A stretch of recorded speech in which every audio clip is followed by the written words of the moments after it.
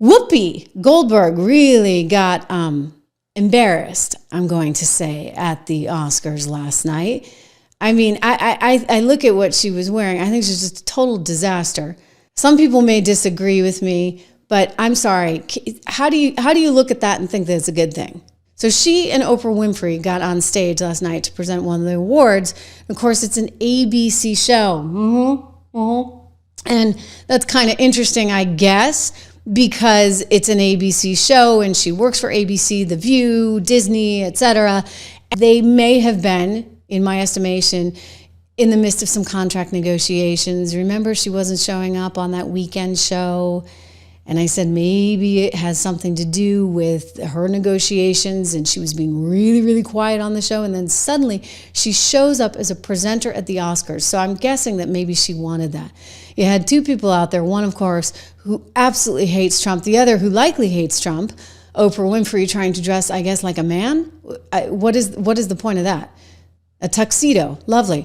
Oprah Winfrey, who finally has been able to lose her weight, apparently, and by the way, this is not apparently, I believe she has said this, thanks to a little extra help from stuff like Ozempic. She's out there in a tuxedo. You've got Whoopi Goldberg in some kind of weird prom gown of sorts, presenting these awards. I mean, I just think it's actually somewhat embarrassing. But remember, these are two people that despise Trump as well. And while Whoopi tells us every day, the other one, Oprah Winfrey, pockets a reported $2 million, according to the New York Times, for doing a sit-down interview with one Kamala Harris that, by the way, I guarantee you didn't even do as well as some of our live shows like we're doing right now on YouTube. It's like $2 million, really, to interview Kamala Harris. That was unbelievable. So, it's like everything keeps coming back for some reason to Disney and ABC. I mean, ABC News and the role that they played in all of this was massive. And so now they're sitting there and they're looking around. They get to see, oh my gosh, the head of the field office in New York City just got thrown out. They know that Trump is cutting off all the money for New York State, which is freaking out Kathy Hochul and it's freaking out Letitia James. I mean, what are they going to do, right? Things are really changing.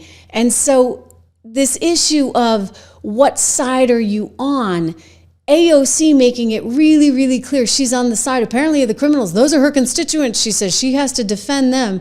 Letitia James saying the same thing. And Whoopi Goldberg actually saying something different. Is this the price she had to pay in order to get the gig alongside Oprah presenting on ABC at the Academy Awards? Did her bosses say, I think they did, hey, you got to tone it down? And she said, yeah, well, I'll tone it down and you give me a deal where I can present. Here she is actually seemingly sounding kind of MAGA, if you ask me, saying that, yeah, nobody wants criminals. Nobody wants the 650,000 criminals that are allegedly in this country for things like homicide and assault. Nobody wants them. Oh, you're wrong. Apparently AOC does. Whoopi. I don't know anybody in the world. Yeah, I don't know anybody in the world who wants to keep the criminals. I don't know anybody. That's where we should be focused. Can I say something? Because, we keep on talking about criminals and immigrants being criminals. And I just want people to understand what the facts are and the stats are, is that undocumented immigrants are much less likely to have committed crimes than American citizens. She didn't get the deal to present. All right, that went to Whoopi, who suddenly is acting rather contrite, don't you think? I mean, she's been so quiet. She does go after Elon Musk, but she has stopped going after Donald Trump. I mean, this is the woman that was spitting every time she said his name. Very interesting. She did make a fool of herself, though, in that dress. I'm just going to say, can I be catty for a second? Total disaster. I'm going to be catty because, hey, why not? Look at this. I mean, she's up there. Well, first of all, there was Cynthia Erivo. That was the woman from Wicked. And I say this as a trained opera singer. Ariana Grande did a pretty good job. I mean, I don't like her much, and she looks like you could literally blow her over. She's like 60 pounds now. She's gotten so tiny. But this Cynthia woman, I didn't like the voice. I didn't like the act. I didn't like anything. But I'm kind of looking at I'm looking at Whoopi. And I'm comparing and contrasting and wondering if there was something going on. Like, was she trying to upstage Cynthia? What was Cynthia wearing? Can anybody tell me? I mean, that is some get up. You know, I like Louis Vuitton. That's a Louis Vuitton dress. What has happened, right? Where like somehow this is the standard. This is what you want to be wearing. I'm trying to see. This is just Whoopi. I don't know who designed her dress, but it looks like some kind of bad Louis Vuitton knockoff. I mean, just atrocious. Some of the things that I saw really just blew me away. The clothing is out of control. These people are out of control. Here's another one. Okay, so here's Ariana Grande, the one I said you could just blow away. What was that? Like she's apparently going full on. We got Glinda and we got the Wicked Witch. They're really embracing their characters on the red carpet.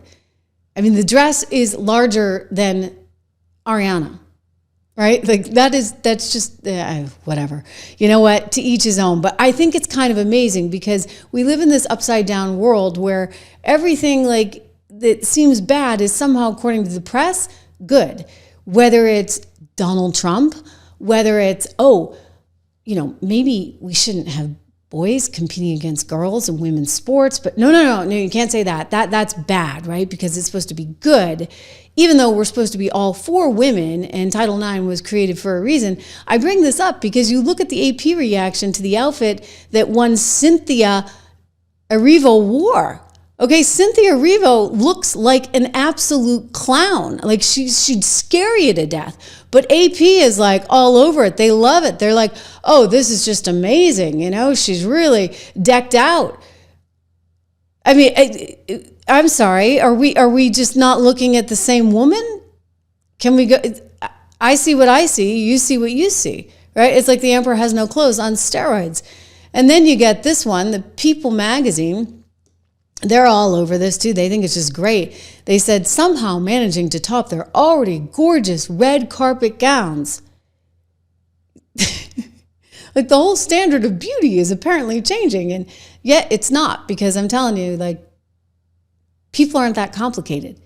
They're not going to look at that Cynthia Erivo dress by Louis Vuitton and think that that is as stunning as AP does, making Alphaba proud, unless there's some kind of hidden meeting. Did you think about that one, guys? Maybe there's a hidden meeting. In other words, she was the Wicked Witch, and she's making the Wicked Witch proud. I don't know. I mean, you guys agree with me, right? Ariana just looks way too skinny. It looks way unhealthy. It's not good.